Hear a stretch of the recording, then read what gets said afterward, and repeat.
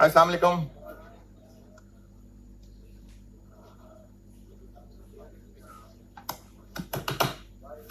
दुरूद शरीफ पढ़ लें।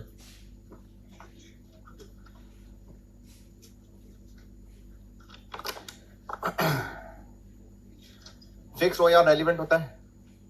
फिक्स OAR नहीं। और अगर कोई एडिशनल फिक्स्ड ओवरहेड्स हैं वो रेलिवेंट है, और वेरिएबल OAR है अगर वो रेलिवेंट है। ये मैंने आपको चैप्टर के दूसरे पेज के एंड पे लिखे 4 पॉइंट्स में से 3 पॉइंट्स बता दिए। चैप्टर का दूसरा पेज लेबर कल करा दिया था। दूसरे पेज के बिल्कुल एंड पे मैंने ओवरहेड्स के बारे में 4 बातें लिखी हुई हैं, चौथी नहीं बताई अभी, बाकी तीनों बता दी। फिक्स्ड OAR रेलिवेंट नहीं है, एडिशनल फिक्स्ड ओवरहेड्स हैं हाँ रेलिवेंट है, और वेरिएबल OAR हाँ रेलिवेंट है।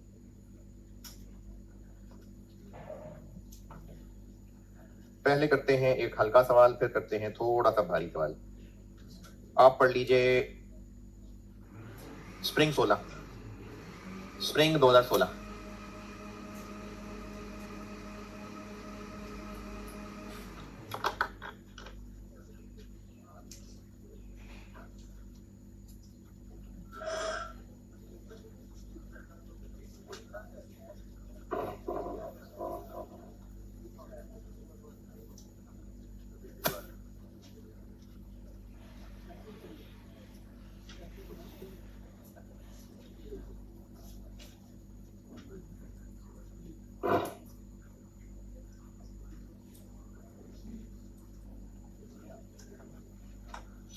स्प्रिंग 16 ग्लोबल प्राइवेट लिमिटेड है जी। किस चैप्टर में? Short term decision making. Cost की बुक में देखें, शॉर्ट टर्म डिसीजन मेकिंग वाला चैप्टर।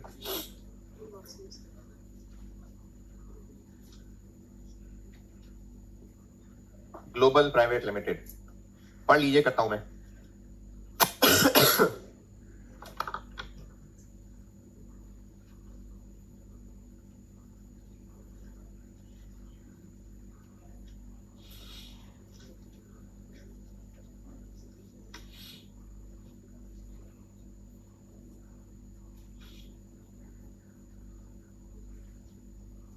सवाल तक पहुंच गए तो पढ़ना भी है।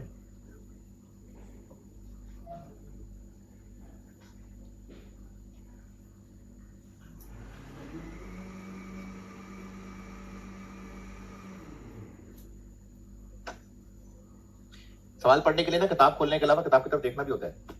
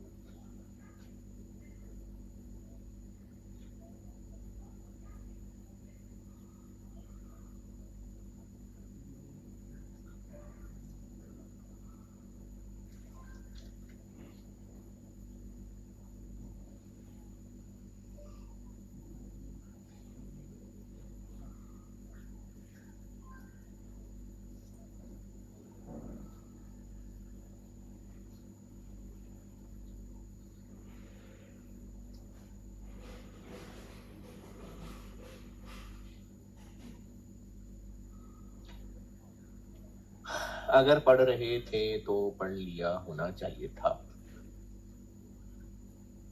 कैसे पता इस टॉपिक का सवाल है? वैसे तो सवाल की पहली लाइन में नजर आ रहा है स्पेशल ऑर्डर, फिर उसके अलावा उसने रिक्वायरमेंट में भी लिख दिया कि प्राइस निकालनी है based on relevant cost only. तो इस टॉपिक का सवाल ना पहचाना जाता है, ज्यादा मसले वाली बात नहीं पहचानना। करना क्या है, हमने इन 5000 यूनिट्स के बेचने की प्राइस बना के देनी है।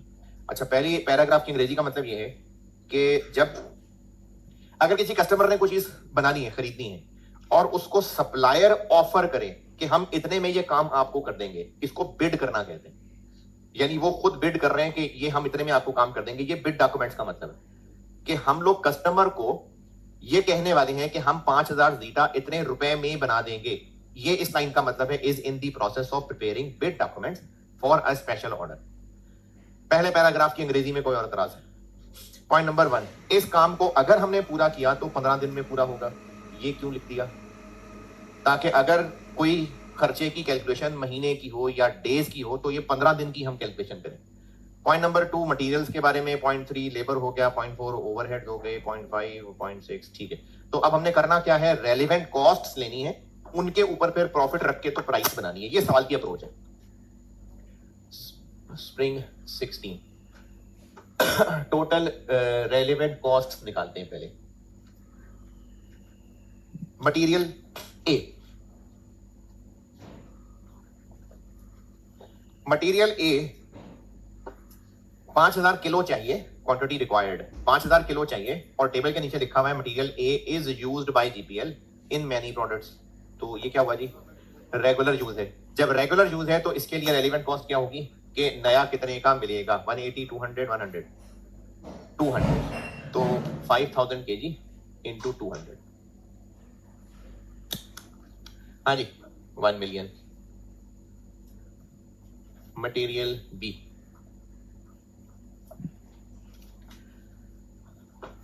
मटेरियल बी चाहिए 3000 केजी, और टेबल के नीचे लिखा है मटेरियल बी है no use other than in production of zeta. तो ये है तो हमारे किसी काम का नहीं, रेगुलर यूज। तो अच्छा, ये कैसे पता कि कितना स्टॉक में है और कितना खरीदना है? पॉइंट 2 स्टार्ट से पढ़ें, GPL has sufficient stock of the required material. तो ये तीनों के तीनों स्टॉक में पड़े हुए हैं, नया कोई नहीं खरीदने की बात। तो मटेरियल भी हमारे पास स्टॉक में पड़ा हुआ है और हमारे किसी काम का नहीं था। तो इसके लिए रेलिवेंट कॉस्ट क्या होगी? इसकी कुर्बानी जो कि डिस्पोजल ही है बस, 135, 3000 किलो इंटू 135, 405,000।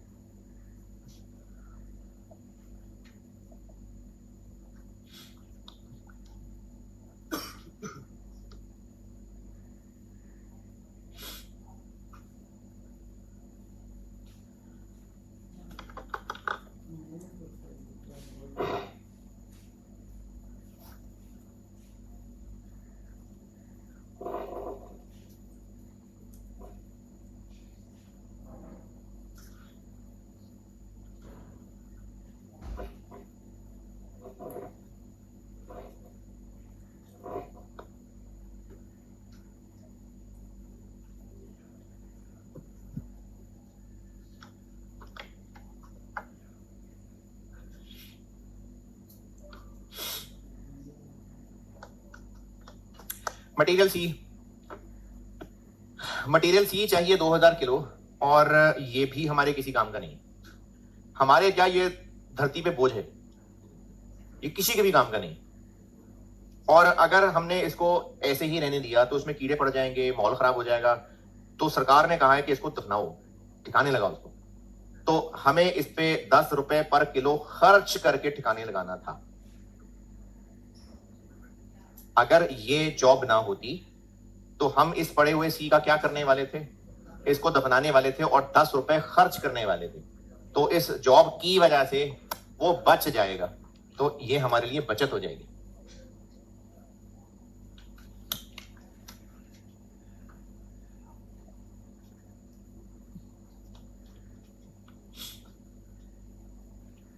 अच्छा, ये रिकॉर्डिंग में भी ना एक बच्चे ने पूछा था मुझसे, ये जो मैंने यहां पर ये कहा है ना कि इस पे खर्च करना पड़ना था, ये डिस्पोज्ड का मतलब ये नहीं है। यानी वर्ड डिस्पोज्ड से ही ये पता नहीं चल रहा कि 10 रुपए खर्च करना है। अगर क्वेश्चन में लिखा होता ना it will have to be disposed for 10 रुपए, डिस्पोज्ड फॉर 10 रुपए पर केजी, तो फिर डिस्पोज्ड का मतलब है बेचना, 10 रुपए का बेचना होता, फिर डिस्पोज्ड फॉर ₹10। इसको खर्चा इसलिए कहा है क्योंकि disposed of at a cost of ₹10, वरना अगर सिर्फ डिस्पोज करना है तो फिर वो बेचना होता है, तभी तो ऊपर टेबल में डिस्पोजल प्राइस लिखी हुई है। तो वर्ड डिस्पोजल का मतलब बेचना ही है, लेकिन इसमें साथ कह दिया एट अ कॉस्ट ऑफ 10 रुपए, इसलिए इसको ठिकाने लगाने की कॉस्ट कहा है। ये 20,000 बचत होगी, ये बात ओके। अच्छा, यहां पर एक सवाल मुझे उम्मीद थी आएगा लेकिन आया नहीं है, या तो कहीं रास्ते में है या आप सब लोग बहुत काबिल हैं और हाँ जी काबिल हैं, चल ठीक है। अच्छा, सवाल यहाँ कभी कभी आ जाता है, वैसे ये भी नहीं कहना तभी आना चाहिए। सवाल ये आ सकता है कि ये जो हम यहाँ पर रेलिवेंट कॉस्ट लेते हैं और मैं अगर के वर्ड भी बोल रहा होता हूँ, तो अगर ये 2000 स्टॉक में ना पड़ा होता तो फिर तो हमें 60 रुपए का खरीदना ही पड़ता ना, तो फिर वो 60 रुपए यहाँ क्यों नहीं ले रहा? हाँ जी, तो फिर मैं ये कह रहा था कि ये जॉब ना होती तो अगर ये जॉब होती तो हम उसको फेंक देते तो फिर वो बच जाएगा। नहीं, किसी को नहीं मसला, चल ठीक सही। क्या हुआ कि अगर ये हमारे पास ना पड़ा होता तो फिर तो 60 रुपए का खरीदना ही होता। ये मतलब ये बन गया एतराज कि नहीं? नहीं, ये बस बात लग रही किसी को, है ना, ऑब्वियस है ना। चल ठीक है।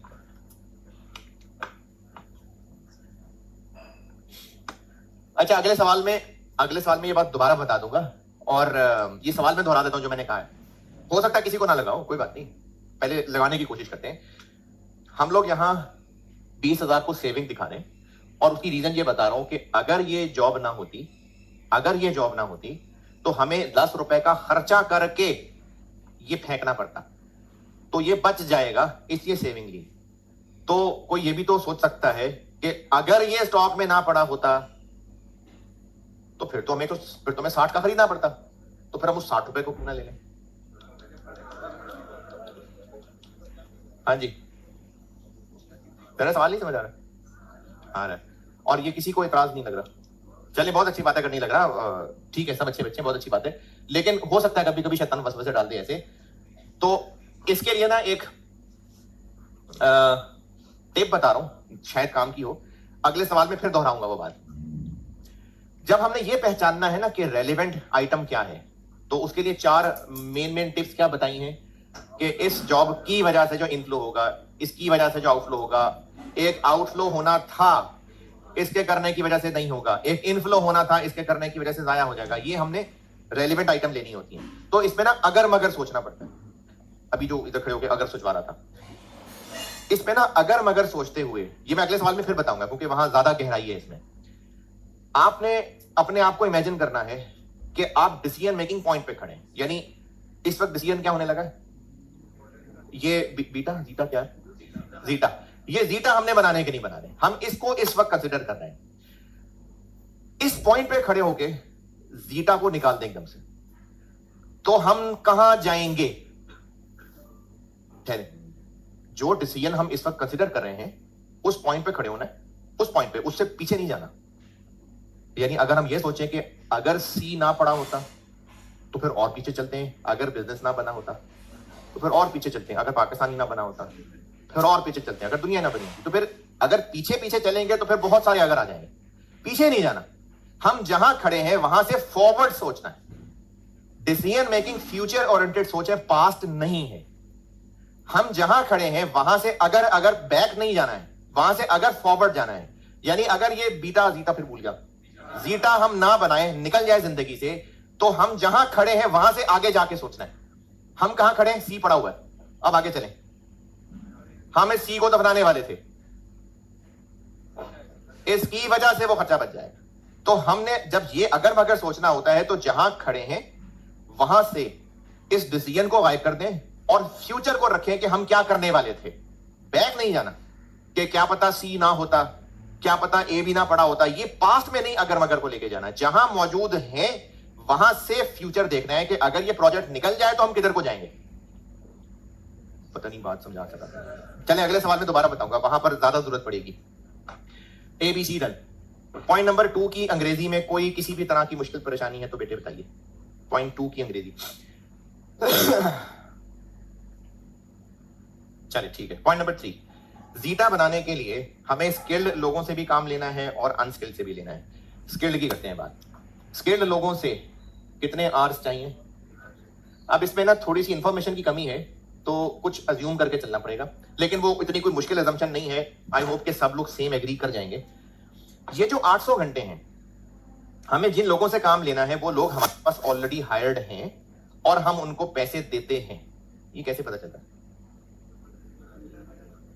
ये जो अगला सेंटेंस लिखा है ना कि 1 महीने में इनके इतने आवर्स आइडल रह जाते हैं, तो वो आइडल आवर्स हम तभी गिन गिन के गुजार रहे होते हैं जब हमको पैसे दे रहे होते हैं। वरना हमें क्या लगे उनकी जिंदगी कौन सी किताब लिखने के कितना फारिग बैठते हैं वो, हमें वो 24 दे रहा होता है जिनको पैसे देते हैं। तो ये जो अगला सेंटेंस है इससे पता चल रहा है कि ये हायर्ड हैं। अच्छा, अब इसमें खामोशी है तो उनको फारिग बैठा के हम कितने पैसे दिया करते थे? पूरे पैसे देते थे। अगर कम देते होते तो बताया होता, तो हम इनको फारिग बैठा के पूरे पैसे देते थे। तो उन फारिग घंटों की रेलिवेंट कॉस्ट कुछ भी नहीं होगी। क्यों नहीं होगी? क्योंकि फारिग बैठा के भी पूरे पैसे देते थे। टोटल हमें चाहिए 800 और आइडल कितने अवेलेबल हैं? ये 1400 एक जज्बाती आंसर है। 720 आइडल अवेलेबल। क्योंकि 1 महीने में 1440 फारिग अवेलेबल है, जबकि ये काम 15 दिन का है, तो आधे महीने में तो फिर पूरे 1440 नहीं अवेलेबल होंगे ना, फिर तो उसको हाफ कर देंगे। 720 ये फारिग अवेलेबल होंगे, 80 फिर हमें उनसे ओवर टाइम लगवाना पड़ेगा। और अगेन एक खामोशी, ओवर टाइम के लिए कितने पैसे देंगे? नहीं बताया तो 200 ही देंगे, बस ये इसी को assumption कह रहा था मैं। तो इनकी टोटल रेलिवेंट कॉस्ट हो जाएगी, जो आइडल आवर्स हैं उनकी कोई भी नहीं, और जो ओवर टाइम है इनके लिए फिर वही 200 वाला रेट।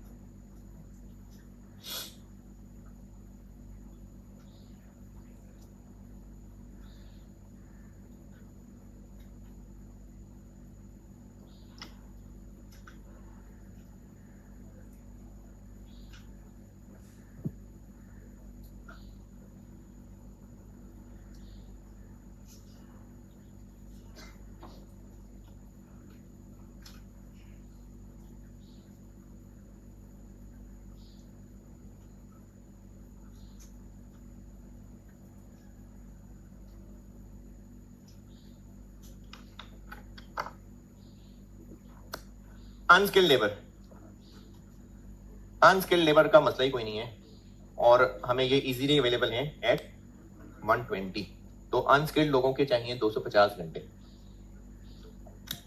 30,000।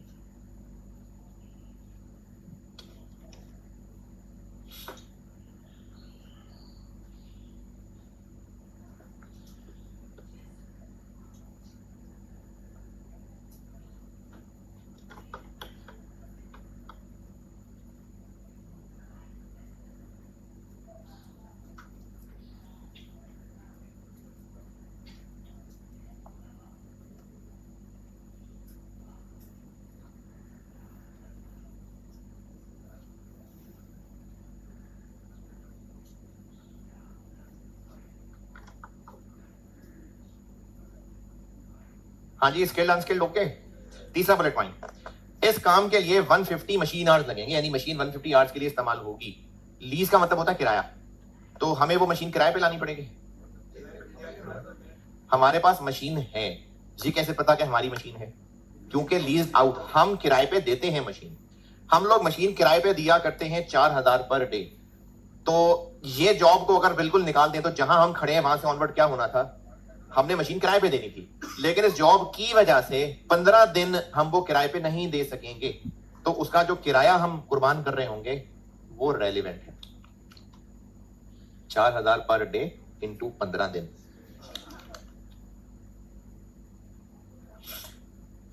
ये हमें एक रेंट इनकम इन 15 दिनों में आगे आनी, इस जॉब की वजह से वो जाया हो जाएगी।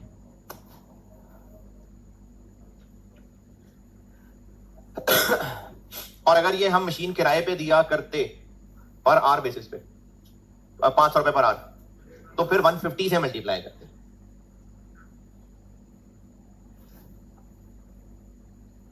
पॉइंट नंबर 4, ये काम वेरिएंस ने बड़ी दफा किया। ये जो 4 रुपए पर आर है ये फिक्स्ड है या फुल ओआर है? ये फुल ओआर है, हमें तो सिर्फ वेरिएबल चाहिए। तो इसमें से फिक्स्ड अलग निकाल देते हैं। टोटल OAR है 400 पर आर, इसमें से हम निकाल देते हैं fixed OAR 6 million divided by 50,000 120, तो 28 गया वेरिएबल OAR।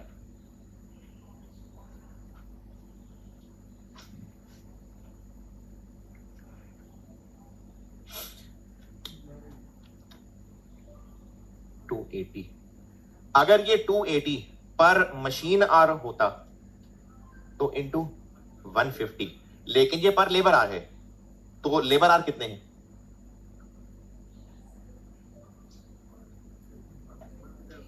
नहीं, 1050।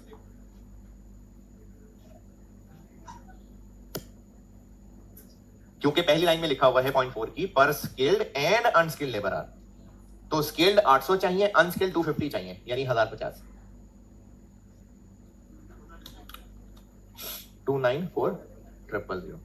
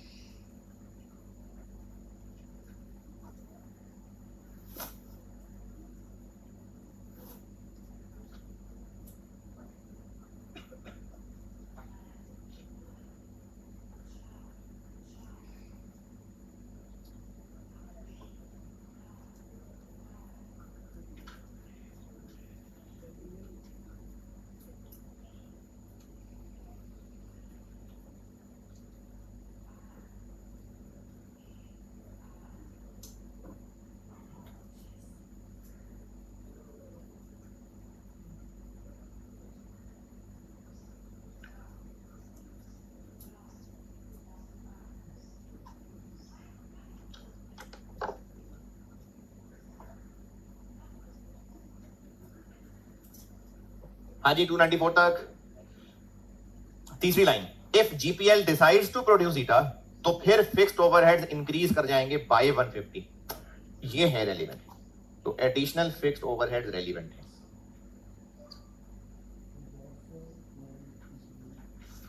$150।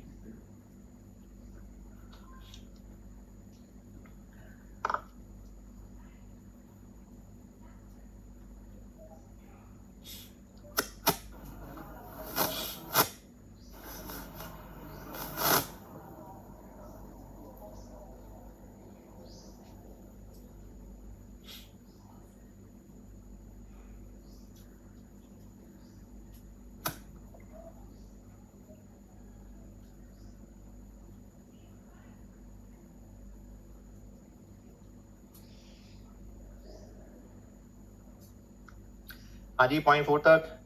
पॉइंट 5, अगर जीता प्रोड्यूस किया तो जनरल एडमिनिस्ट्रेटिव कॉस्ट्स भी बढ़ जाएंगी बाय 1 लाख। ये भी रेलिवेंट है।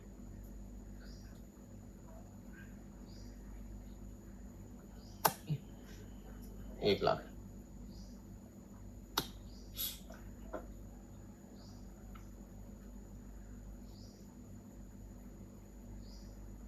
और last point, the planning department of GPL has incurred, तो पास्ट है, इसलिए कुछ भी नहीं करना।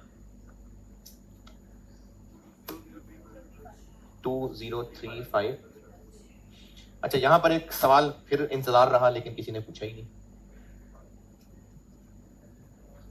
यार माशाल्लाह आप बहुत काबिल बच्चे हैं, मुझे बड़ी खुशी हो रही है, लेकिन पता नहीं ये तो पूछना चाहिए था। हाँ जी है, हाँ बिल्कुल ठीक है, ये सवाल बिल्कुल यही आना चाहिए था। बाकी भी सुन लें, बाकी भी हो सकता है किसी के ध्यान में हो कि बेशक हैज इनकर्ड है, लेकिन है तो जीटा के लिए ना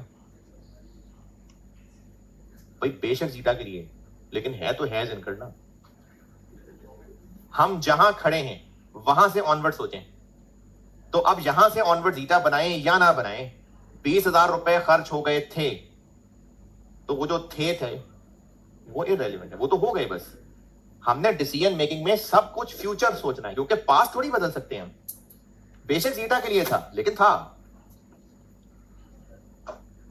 और हमने कमाना है 20% मार्जिन, मार्कअप मार्जिन, तो 80%। 2 5 4 3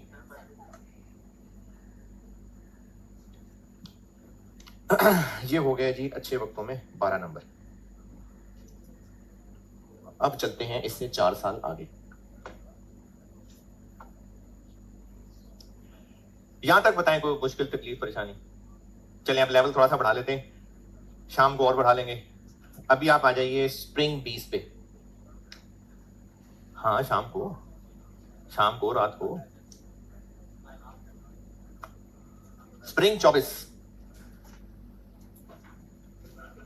नहीं सॉरी 20 स्प्रिंग 20,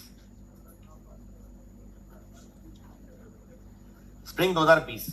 अच्छा मैंने पहले, मुझे याद पड़ता है शायद वेरियस का एक सवाल था स्प्रिंग 16 सीमा इंटरप्राइजेस, शायद मैंने उसके बारे में कहा था ये कि बहुत जबरदस्त सवाल है, इसको जरूर बाद में रिवाइज करिएगा। मैं ज्यादा सवालों के बारे में ऐसा बिल्कुल नहीं कहता, और एंड पे खास तौर पे रिकॉर्डिंग में भी बच्चे पूछ रहे थे कोई रिवीजन प्लान दे, नहीं कोई रिवीजन प्लान नहीं होता, कोई नहीं। वैसे गाइड जरूर करूंगा, लेकिन मैं कोई सवाल चुन चुन के नहीं बताऊंगा, नहीं सारे करने हैं आपने, क्योंकि मैं 15 चुन के बताऊंगा, उसमें से आप और चुन चुन के 5 निकालेंगे, और फिर पेपर में डिफरेंट आएगा तो कहेंगे सर ने तो कहा था ये 15 आएंगे। भाई सर ने कोई एग्रीमेंट नहीं किया है आपसे, तो इसलिए मैं आपको कोई सवाल चुन के नहीं बताऊंगा। ओवरऑल गाइडेंस बिल्कुल दूंगा इंशाल्लाह, लेकिन सवाल चुन के कोई नहीं बताने मैंने। लेकिन कुछ सवाल इतने अच्छे हैं कि मैं जज्बात पे काबू नहीं रख पाता और कह देता हूं कि ये जरूर करना, तो ये भी उन्हीं में से। ये स्प्रिंग 20 बहुत मजे का सवाल है, ये जरूर रिवाइज करना है आपने बार बार। अभी पढ़ लीजिए स्प्रिंग 20 रिंग लिमिटेड, हौसले से पढ़ लीजिएगा, बड़ा सवाल है। आप आगे जा रहे होंगे, पिछला भूल रहा होगा, लेकिन कोई बात नहीं, एक बार पढ़ लें, एंड तक पढ़ लीजिए अच्छी तरह, फिर मैं करता हूं बोर्ड पे।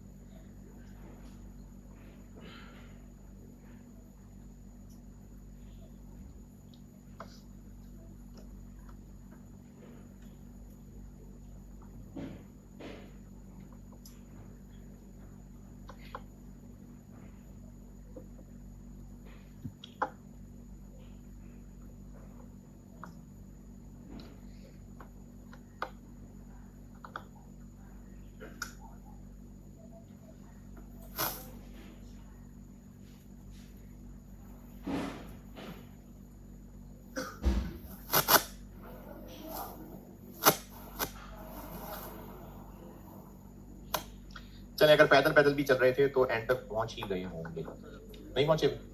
चल पढ़ ले पढ़ ले पढ़ ले।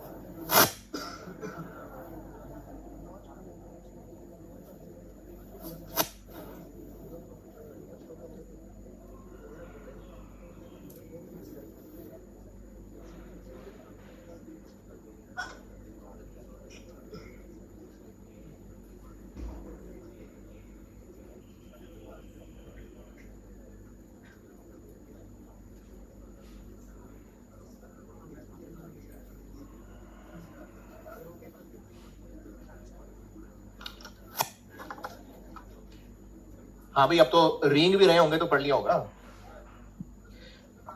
नहीं, जितनी देर और लगाएंगे पिछला सब डिलीट होता जाएगा। वैसे तो वो ऑलरेडी हो चुका है, लेकिन ये कैसे पता है इस टॉपिक का सवाल?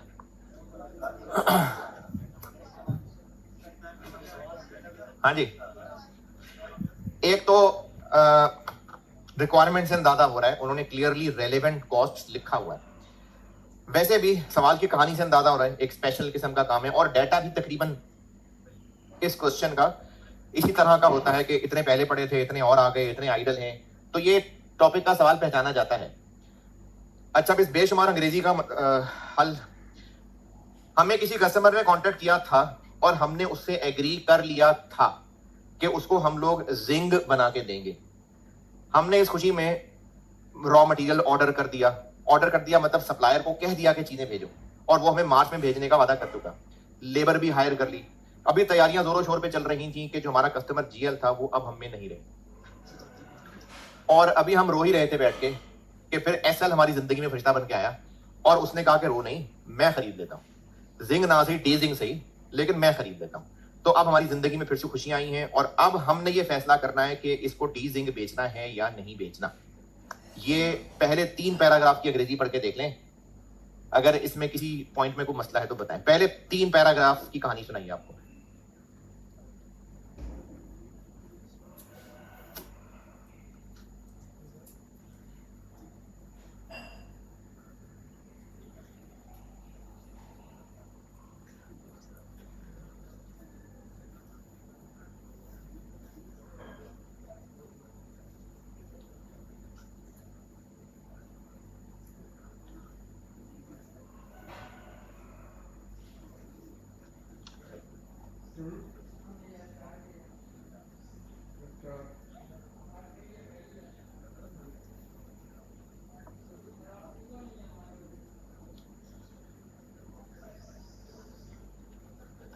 पहले 3 पैराग्राफ की अंग्रेजी। चले जी आगे चलते हैं। अब हमने ये जो डीजिंग बनाने हैं, अच्छा अभी हमने एसएल को हाँ नहीं की है। RL has recently been approached by SL, और अभी हमने उसको हाँ करनी है। इनफैक्ट हमने उसको प्राइस बतानी है, और रिक्वायरमेंट में पूछा हुआ है कि हम कम अज कम कितनी प्राइस बताएं, यानी कोई प्रॉफिट नहीं। तो जो रेलिवेंट कॉस्ट है वही प्राइस होगी। तो हमें इन सारी आइटम्स में से रेलिवेंट कॉस्ट जोड़नी है। अच्छा पहले शायद मुझे लगता है मैंने कही है बात, चलो कही है तो दोबारा सुन लें। अगर हमें एक मटेरियल चाहिए जॉब के लिए, बाजार जाएंगे, 2-3 दुकानें फिरेंगे, तो उन 2-3 दुकानों में से कौन सी दुकान से खरीदें? तो वो जो 2 दुकानें से हम नहीं खरीदेंगे तो वो हमारी कॉस्ट सेविंग होगी। नहीं भाई, कॉस्ट सेविंग वो है, अगर ये जॉब ना होती तो वो खर्चा होना था, इसकी वजह से बचेगा। अगर हम वैसे ही 2-3 ऑप्शंस में से रेट तय करके एक ऑप्शन पिक कर रहे हैं तो बस वही हमारी रेलेवेंट कॉस्ट है। और अगर हमें मल्टीपल ऑप्शन मिल रही हैं तो कौन सी वाली ऑप्शन लेनी है? जो सबसे सस्ती है। तो ये मैंने बुक में तीसरे पेज पे एक डब्बा बना के लिखी भी हुई है बात, चूंकि इनके सारे फार्मूले आपको बुक से ही पढ़ा रहा था ना, इसलिए कह रहा हूं। तीसरे पेज के तकरीबन टॉप पे, चैप्टर का तीसरा पेज, तकरीबन टॉप पे एक एग्जाम नोट डब्बा बनाया हुआ है। तो ये बात लिखी है मैंने कि अगर हमें कोई रिसोर्स चाहिए और वो मल्टीपल जगहों से मिल रहा है तो सबसे सस्ता वाला ही लेंगे। चलो जी सवाल पे वापस। इस सवाल की अच्छी बात यह है कि इसमें जो जो कुछ चाहिए ना वो अलग अलग पैराग्राफ्स बना के तरीके से तमीज से सारी इंफॉर्मेशन दी है, तो इंफॉर्मेशन अच्छी अरेंज्ड है इस सवाल में। अच्छा, हम इस सवाल की प्रेजेंटेशन जैसे पहले सॉल्व किया था बिल्कुल वैसे भी कर सकते हैं, लेकिन चूंकि चीजें बहुत ज्यादा हैं, उनमें वर्किंग्स बहुत ज्यादा हैं, तो हम ऐसे भी कर सकते हैं कि एक एक करके उस मसले का रेलिवेंट कॉस्ट निकालते जाएं और एंड पे फिर वैसा टेबल बना लें जैसे पिछले सवाल में बनाया। स्प्रिंग 20। पहले हम कर लेते हैं मशीनरी की बात। पहले मशीनरी की बात करते हैं। हमें इस काम के लिए मशीनरी चाहिए किराए पे, और किराए पे ढूंढने गए हैं तो हमें 2 जगह से किराए पे मशीनरी ऑफर हो गई है। तो कौन सी जगह से मशीन लें? तो हम इन दोनों ऑप्शंस को कंपेयर कर लेते हैं। एक ऑप्शन ये है कि हमें मशीन किराए पे मिल रही है 3 महीने के लिए, कितने पे? 250 इंटू 3, 750। मैंने भी यहाँ 2-3 लाइनें रखनी है। और दूसरी जगह से हमें मशीन मिल रही है किराए पे 160। अच्छा, तो ये तो नजर आ रहा है 250 और 160, तो ये सस्ता है। नहीं, हमने ना टोटल कंपेयर करना है, टोटल, क्योंकि यहां पर अब बात चेंज हो रही है। हमें ये किराए पे दे रहा है 6 महीने के लिए, नहीं चाहिए ना सही, हमें 6 महीने का किराया देना पड़ेगा, तो ये बन गया। लेकिन ये तो हुआ सिर्फ किराया, आगे भी कहानी है। अगर हमने यहां से किराए पे मशीन ली तो हमें मेंटेनेंस भी अपनी जेब से करनी पड़ेगी।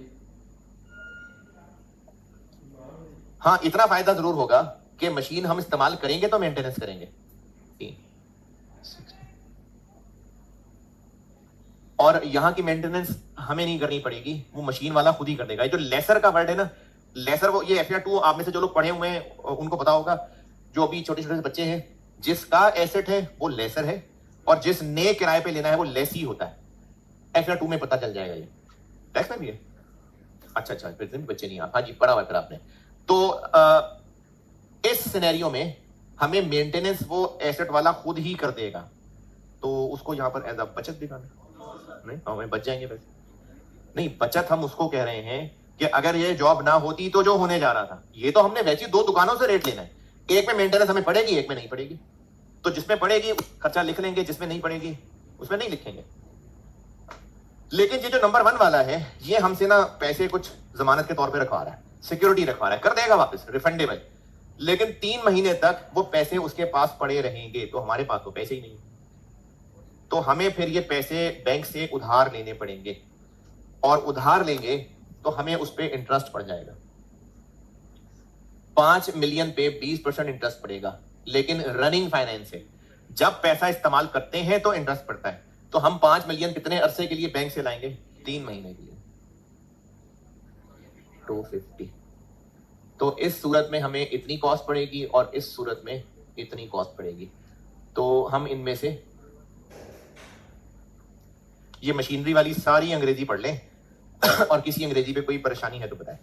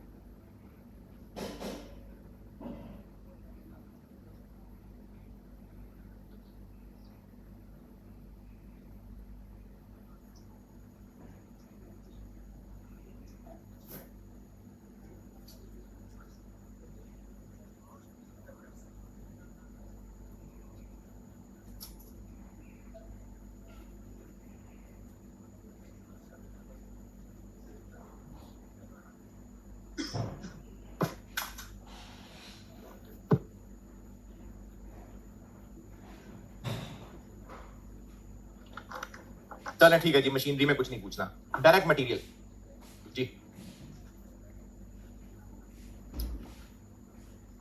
अच्छा, ये एक सवाल है कि ये हमें 3 महीने का खर्चा पड़ रहा है या 6 महीने का खर्चा पड़ रहा है, तो क्यों ना पर मंथ कर लें।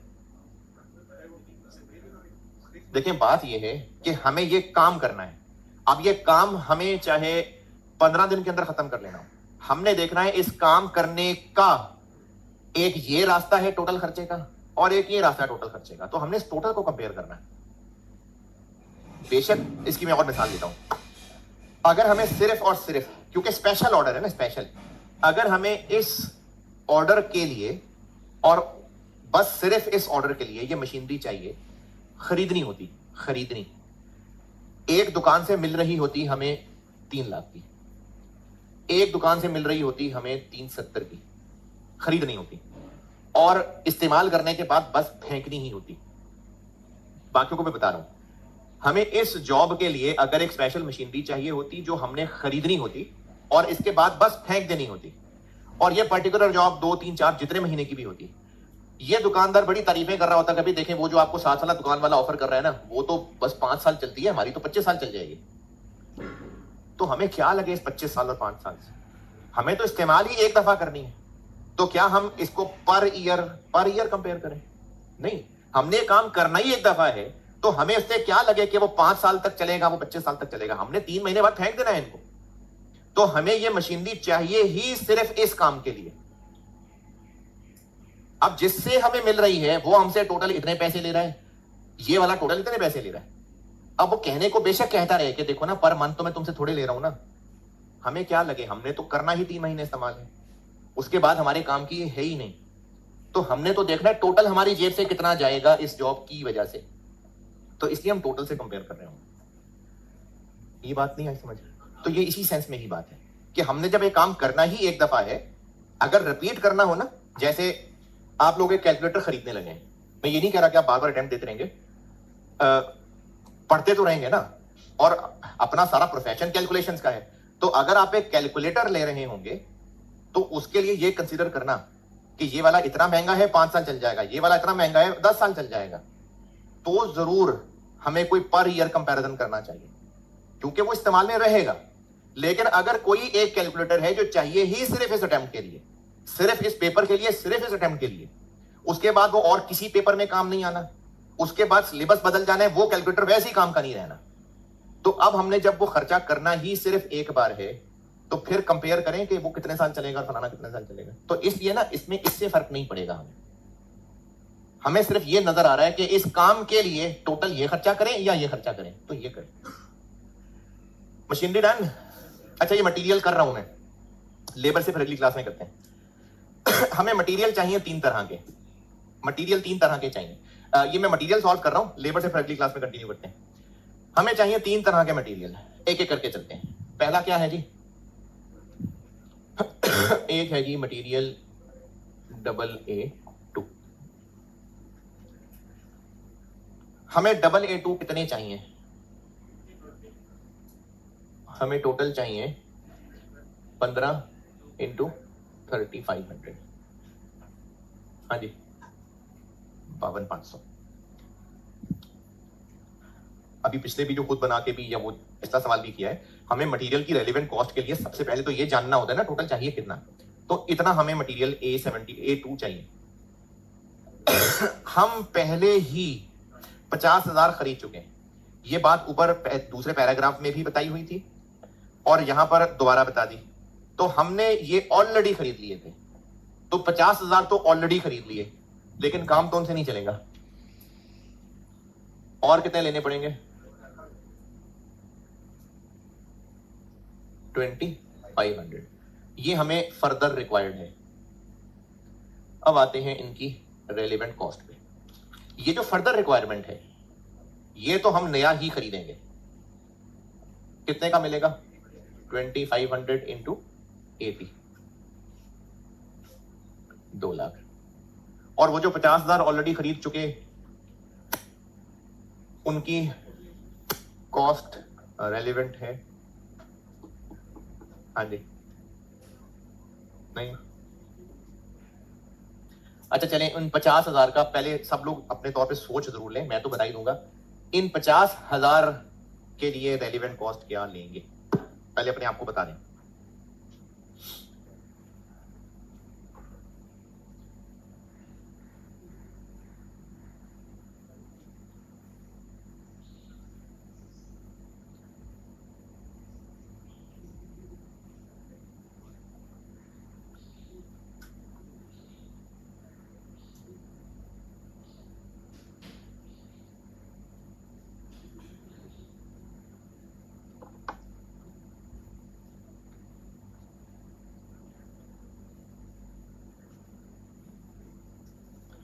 जी क्या सोचा भाई? इन 50,000 किलो यूनिट जो भी है की रेलेवेंट कॉस्ट क्या होगी? पेनल्टी होगी।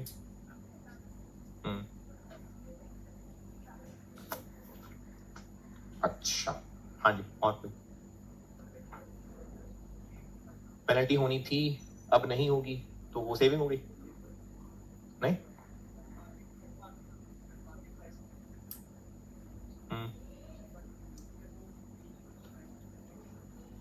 अच्छा, इस 75 रुपए का कुछ करना है कि कुछ भी नहीं करना है अभी?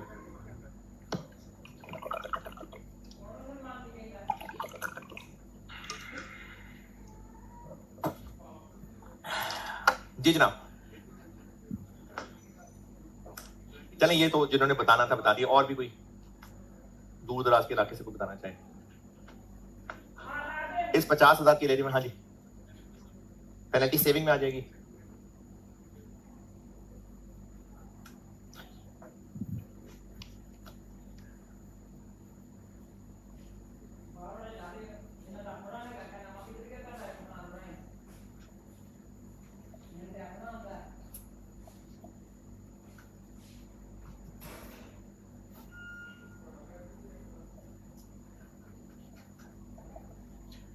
अच्छा, इसको यहां लिखना सही है या नहीं? नहीं सही है। क्यों? ATI ये सही है।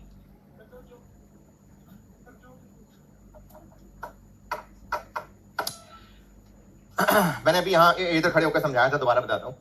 जब हमने ये सोचना है ना कि रेलिवेंट आइटम है नहीं है, अगर ये ना होता तो क्या होता, और अगर मगर अगर, तो उसके लिए आपने को बहुत पीछे उल्टा नहीं चलते जाना कि अगर बिजनेस ना होता, अगर वो GL ही ना आया होता, काश GL ही ना आया होता, आज हमें दिन ना देखना पड़ता।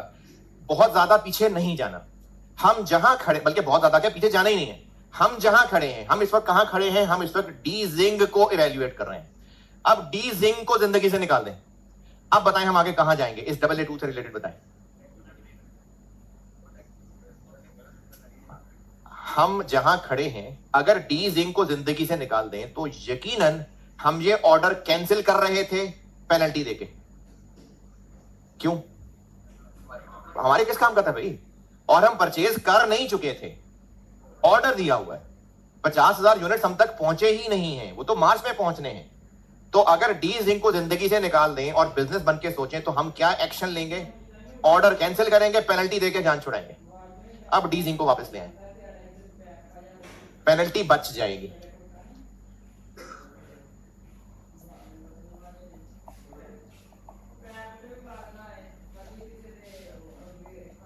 ये बचत हो जाएगी और सामान आने देंगे तो 75 रुपए पे करेंगे। तो इसलिए ये रेलिवेंट है। हम जहां खड़े हैं ना वहीं खड़े हों और अब इस स्पेशल ऑर्डर को निकाल दें, फिर सोचे हम कहां को जाएंगे। अब जब पता चलता है हम कहां को जाएंगे तो ले आए वापस स्पेशल ऑर्डर को, तो वो जो जहां जाने वाले थे वो रुक जाएगा। तो हम अगर डीजिंग को निकाल दें तो यकीनन हम ये ऑर्डर कैंसिल करने वाले थे, क्योंकि अभी पहुंची थोड़ी थी चीजें। 20% देके जान छूट रही है तो हमने क्या करने थे पूरे 50,000 खरीद के। तो अगर डी जिंग को भी जिंदगी से निकाल दें तो यकीनन हम ऑर्डर कैंसिल करने वाले थे और ये काम वहीं रुकवाने वाले थे। लेकिन डी जिंग के आने से क्या होगा? पेनल्टी बच जाएगी, ये सामान मंगवा लेंगे और पैसे दे देंगे। तो ये रेलिवेंट कॉस्ट होगा। नहीं बनी बात?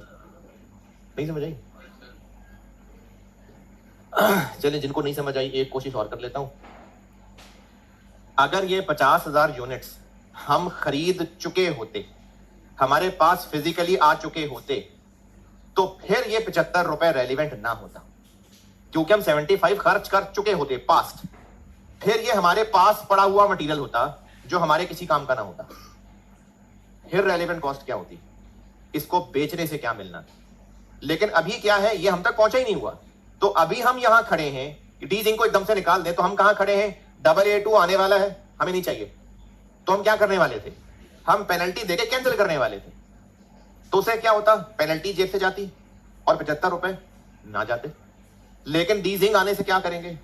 अब हम कैंसिल नहीं करेंगे, तो वो जो कैंसिलेशन पे पेनल्टी जानी थी वो बच जाएगी और 75 रुपए हाँ अब खर्च करने पड़ेंगे। तो इसकी रेलिवेंट कॉस्ट बन गई 3200। चलिए एक और देख लें, ये आसान वाला है, तीसरा वाला फिर शाम को बताता हूं। नहीं, ये कौन सा है? ये ये आसान सा, ये देख ले पहले। C11 फिर शाम को बताता हूं।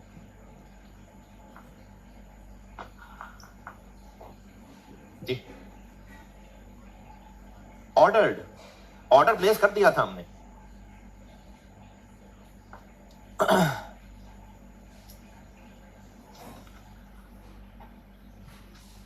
तो अगर ये डी जिंग ना हो तो हम अकलमंदी क्या करते हैं? हम यकीनन ऑर्डर कैंसिल करने वाले थे पेनल्टी देके। तो वो अब पेनल्टी बच जाएगी और आने देंगे और 75 रुपए दे देंगे। किस प्राइस को? ये ना लिखें और 75 का 80% ले लें, ये कर लें।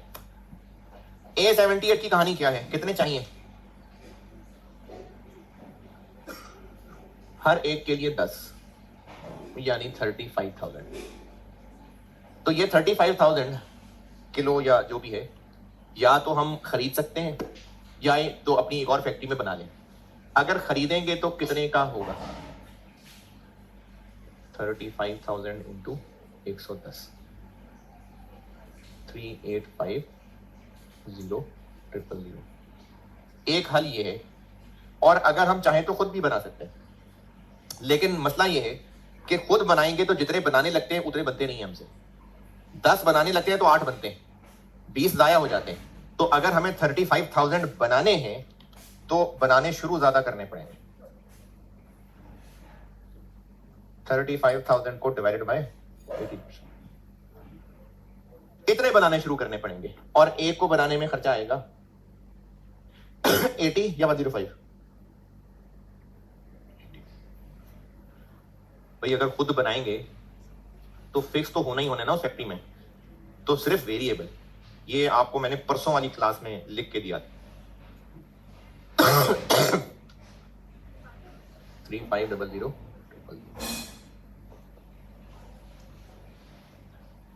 चलें C11 से फिर शाम वाली क्लास में कंटिन्यू करते हैं।